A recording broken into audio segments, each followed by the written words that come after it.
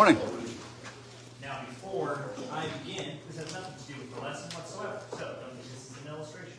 But I just want to say we are blessed in the time that we've got where, we can have a projector and have our songs and all of that. We can have a live stream.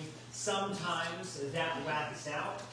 So we are more blessed by our team this morning. If you are benefiting from this PowerPoint, you might run back afterwards and say thank you to the crew in the back who had issues and had to quickly think up of something new, something that's less than ideal on their end to work with. And also, if you are watching live stream and you are benefiting from live stream, you might want to thank Lisa and just our crew that has put together something really quick. We didn't have our live stream capabilities this morning, but made sure it happened. So, just want to thank our crew that worked really fast and didn't decide to just go, next week. So, alrighty, well, if you will, please bow with me as we begin studying. Dear Father in heaven, thank you so much for this day, and thank you so much for your word. Thank you so much that you have given us this ability to listen to what you have to say. You've given us such amazing words to guide our lives. We are unworthy of being able to receive your words, but you give it willingly to all. I pray that you help us in the next several minutes. Help us to open up our hearts to your word. Help us to be ready to accept the task that you need us to do. We love you, and it's in Jesus Christ's name we pray to you. Amen. Now, I know many of you all would know the name Fred Rogers. But you'll definitely, if you don't know his first name, you will definitely know the name Mr. Rogers. He, a well-known man. In his kids' TV show, Mr. Rogers' Neighborhood, his big push was being a neighbor. It's in the name, Mr. Rogers' Neighborhood. It is in his opening song, Won't You Be My Neighbor? He had a very Christian-centered show, showing Christian values of being neighborly to others, being neighborly to those who you may not typically be nice and neighborly to. He was trying to instill this in the minds of young children. Just a fantastic show from a really great man. One of the quotes that he gave is, the most important thing is that we are able to be one-to-one, you and I with each other at the moment. If we can be present in the moment with the person that we happen to be with, that's what's important. Really the focus of his show and the focus of, from what I hearing about the individual, kind of just who he was. Can you be present with the person you are with? A lot of times we are, and it's okay at some level, we're trying to find people in our lives that we really want to be present with. I want to be present with my wife and with my kids, maybe not as much as some people in this world, at a level that can be okay. But what he was trying to push in his show is, whoever you're with in the time, be there for them. Be a neighbor for them. That's not what most of the world wants to do, though, or is willing to do, is be present with anyone that you might happen to be. We want to look for a neighborly figure. We want to look for someone who we are like, who we appreciate, who we just want to be around. Those are the people that we want to be neighbors to. Well, the parable that we're going to look at this morning is the parable of the Good Samaritan, found in Luke chapter 10, verses 29 through 37. Luke 10, 29 through 37. Go ahead and flip there. Leading up to this, there was a lawyer who was coming to test Jesus. He's like, okay, what do I need to do? What do I need to do? Jesus doesn't answer, but just kind of simply says, all right, what does the scripture say? What are you supposed to do? This man's like, all right, well, I'm supposed to love the Lord my God with all my heart, soul, strength, mind, all that good stuff, and I'm supposed to love my neighbor as myself. Jesus is like, great, do it. But this man, being like most people, probably understood that he's not very loving and caring to everyone. So, verse 29 says, but wishing to justify himself, we can tell that because we can tell that he probably wasn't very nice to everyone. Wishing to justify himself, he said to Jesus, and who is my neighbor? That's the question. Who is my neighbor? Who am I supposed to be neighborly to? Because I may not be neighborly to everyone. So who is my neighbor? And what Jesus does with this parable, like he does in many other areas of his teaching, he doesn't answer the question the way that this lawyer thinks he's going to answer it. You see, the lawyer is expecting that Jesus is going to give him the type of people he needs to be neighborly to. That's not what the lesson is going to be about. What the lesson is going to be about is don't look for who is a neighbor, simply be a neighbor. Don't be looking for the neighborly figures in your life to be a neighbor to. Be a neighborly figure. And that can be a struggle.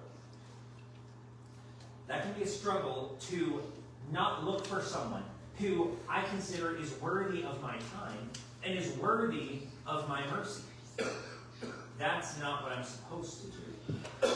I'm supposed to simply be a neighbor to all and give mercy to all. Even though that's not what the lawyer was looking for. So let's go ahead and let's look at this parable. There are going to be three parts to it. The first part of this parable is discussing those not being a neighbor. Those not being a neighbor, from verses 30 through 32. So, in order to really understand kind of the depth of those who weren't being neighborly, we do need to look at verse 30 by itself for a second. Verse 30 says, Jesus replied and said, a man was going down from Jerusalem to Jericho and fell among robbers, and they stripped him and beat him and went away, leaving him half dead. There are two things I want to look at in this verse that'll kind of show how unneighborly the individuals are going to be in verses 31 and 32. Okay? Number one, he went from Jerusalem to Jericho. What might that tell us? It might suggest that he is going from the holy city, Jerusalem, this city where you worship God, where God's temple is, and then he is going over to Jericho, kind of known as like the oasis, city of the Jews. Not only was it a beautiful city, but it was also known as the city that they conquered first in the conquest of Canaan. So like, this might tell me, this is a Jewish man, okay? This might tell me that he was a Jewish individual, and so maybe other Jewish individuals should have felt this equality with him, this need to help him in his problems, right? Kind of feels like maybe they should have, because there's some there's commonalities if you're another Jewish individual. But also, he's left half dead. Okay? The other thing I want us to realize here is this was not one of those situations, and I know we've all kind of been in these situations, where it's midnight, and you're driving, you see someone that you know could use your help, But could that person also be someone that might try to mug you? You're not exactly sure, and you have to weigh this out in your mind. It's not that situation, guys. He's left half dead. He is stripped and beat. There is no, ooh, is this someone trying to trick me? He needs help. He needs real help. And this is someone that they should have stopped and helped, because he is in pain, in agony. He is of no threat, nothing like that. And he's a Jewish man. And so, in verses 31 and 32, by chance a priest, a holy man of the Jewish nation, was going down on that road. And when he saw him, he passed by on the other side. Likewise, a Levite, a holy man of the Jewish nation, also, when he came to the place and saw him, passed by on the other side. These are the obvious people that should have stopped. Someone of his own nation, someone who was a holy man, they should have stopped. We as Christians are the obvious people that should stop. Should be there to help. Should be there when someone is in need, and be there and help them. Sadly, far too many people, and maybe even a lot of Christians, won't be the individuals to stop and help. For the past 17 years, there's been a show that's titled, What Would You Do? Anyone know that one? Yeah, so those who do know it, I'm not to explain it to you. If you don't, I'll go ahead and explain it to you. A very simple concept. It's a hidden camera show where you got like a hidden camera up there just kind of watching what is going to happen. You've got these actors that are going to put together maybe a chaotic scene, and they're going to do it several times when new crowds come into the public place to just see what people will do. I remember one where someone is, a little boy is in a Taco Bell, and then 4 or 5 other little boys come up and bully him, throw food on the ground, all that. Again, these are all actors. It's not real. But the people surrounding aren't actors. You want to see, are people going to intervene? Some others may be someone's at the beach, and they're taking a nap, and someone runs up, grabs some of their stuff, and runs off. See what the crowd's going to do. And sadly, if you watch this show, more people are going to be like these 2 men. More people in society are going to actively see something that they could do and won't do it. Brothers and sisters, let that not be Christians. Let that not be this church that sees something very easy that we could do. Maybe not easy, it might be a little difficult, but easily see the problem at hand, and then we just don't do anything about it. But thankfully in this show, we do happen to see some good Samaritans. That's the parable that phrase comes from. The second point of this is he who was a neighbor, in verses 33 through 35. He who was a neighbor. There are certain individuals who do stop, who do help. And sometimes it's not going to be the person you assume. Firstly, reading verse 33, but a Samaritan who was on a journey came upon him, and when he saw him, he felt compassion. I mean, you wouldn't assume. Why wouldn't you assume? Well, the Samaritans and the Jews, they didn't like each other very much. They were where maybe the Jews and the Romans were like enemies. Jews and Samaritans were rival enemies, right? They were like, no, I'm right when it comes to the law, you're wrong. You got the Samaritans who come from Ephraim and Manasseh, but they're intermarried with some Gentiles, and so you kind of got this convoluted line. But then they're also going, no, we are going to worship on Mount Gerizim, if I said that correctly. I've got some preachers sitting here who might say, no, that was terribly wrong. But Mount Gerizim, we're going to worship on here. And the Jews are like, no, we're going to be worshiping at the temple in Jerusalem. You've got this strife. You've got an individual Jesus is bringing up in this story that he has created to make a point that you've got someone, hey, was the priest and the Levite theologically, doctrinally, were they sound? Probably. Now, did they do what they were supposed to do? No, they did not. This is kind of one of those situations that Jesus says, he says, do what they say, not what they do, right? They were saying the right things, but not necessarily doing the right things. This Samaritan probably wasn't saying the right things. This isn't saying that he was some great righteous man. It's not exactly saying that. But what we do see is the individual that maybe you wouldn't assume would do the right thing is the one that feels compassion.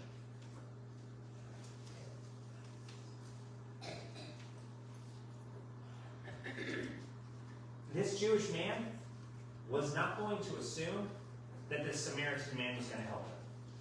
But then vice versa. This Samaritan man typically wouldn't be the guy to stop for a Jewish man. But what does he do? He stops. Exactly. Verses 34 and 35, and came to him and bandaged up his wounds, pouring oil and wine on them, and he put him on his own beast and brought him to an inn and took care of him.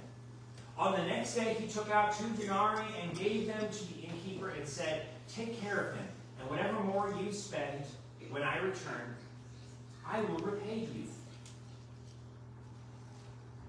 He does a few things that he didn't have to do. We'll kind of break down a few of the phrases that are mentioned in Jesus' parable. A couple of the phrases here are, who was on a journey and brought him to an inn and took care of him. What did he do? Ultimately, he chose to take time out of his business. Not sure exactly what the journey was for, but it probably, I would assume, was for business. Jesus doesn't say. And since this isn't a real story, Jesus doesn't have to give the full context of it. But probably it was due to business or something. But when you are on a journey, typically you have some type of a time crunch. I don't think it is insinuated that he had the time to do this. And in fact, in verse 35, it begins with the concept that the next day he leaves. So it looks like he gave this man an entire day out of his journey. Do you think this Samaritan had that extra day on him? It was just kind of like, oh, I've got this time. I've got an extra day. I was just going to leisurely go through. That's not the point. The point is he probably didn't have that extra day, but he gave up his plans to make that extra day for this individual. When we are going to be a good Samaritan, when we are going to be a neighborly figure, we have to understand, and this is tough. For me, I like schedules. To cut off my schedule, to cut off my plans, and help the individual who is in need. Take time out of my business. But he also, he bandaged him, poured oil on him, he poured wine on the wounds, he gave away his 2 denarii. This man gave up his own resources that he needed on his journey. This is all stuff, we don't know how far this guy was going to travel, but this was all stuff that he probably would have needed had he come on robbers and he needed to bandage himself up. Had he needed to pour oil on and pour wine on areas, and him just giving 2 denarii and then saying, hey, I'll come back and give more if I need, probably means he wasn't the most wealthy of guys. It probably wasn't just like, I'll just save my money just to make sure. No, 2 days of wages. That's what a denarii was. 2 days of wages wasn't going to be enough to help a man who was half dead. He knew he needed to spend more money. He was probably going on business to make more money and come back. He either gave all of his money, some of his money, we don't know, but he gave the resources that he probably needed. You might need your resources that you have I get that. But is there someone who needs the resources more than you do? There could be. You may be like, this check is very tight. This month I am struggling. There's probably someone who needs that more than even you do. And if you come across that person and you need to give of your resources, if I need to give of my resources, that's what a neighbor does. But then also, lastly in this, when I return, I will repay you. He intended to check back on him. He intended to come back and make sure he was okay. Something that I might do for my brothers and sisters, that I might not think of for the individual that I've just met. They need help. I help them. I may not think of, hey, give me your number. I'm going to check back in on you and see how things are going. Last week I shared a story with you all about us traveling from North Carolina in this crazy hectic drive. If you didn't hear the story, either ask me afterwards or just watch last week's sermon. It was crazy. But on the early end of things, before the drive just kept continuing, so it hadn't even gotten as bad, we came across our Good Samaritan. An individual who was our Uber driver. We were planning to pay him, and he starts just asking us about our question, all about us, what we're doing. We shared a little bit of our story, and this was only part one of the car breaking down. The car broke down several times afterwards, and turns out he was a preacher. This man that we were supposed to pay turns around, hands us a lot more than we were going to pay him in cash. Said, hey, just, get yourself something nice to eat, figure some stuff out. Prays for us, gives me his card, says, hey, please keep me informed. I kept him a little informed. Not too much, but, I just kind of texted him. Then a few days later, he texts me back. It says, okay, how are you guys? How's your family? Did you guys get there safe? Stuff that we don't have to do. But it's so important for the person on the other side. Check back. Again, this is not necessarily talking about for your brothers and sisters here in the church, because we already do that. For those individuals that we're helping out in the community, check back. Something I don't do nearly enough. But it's so important. That is what a neighbor looks like.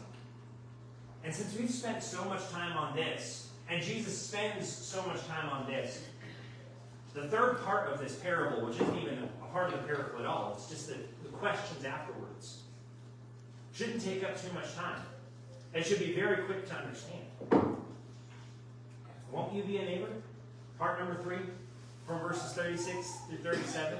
Won't you be that person? Which of these 3, Jesus says, do you think proved to be a neighbor to the man who fell into the robber's hands?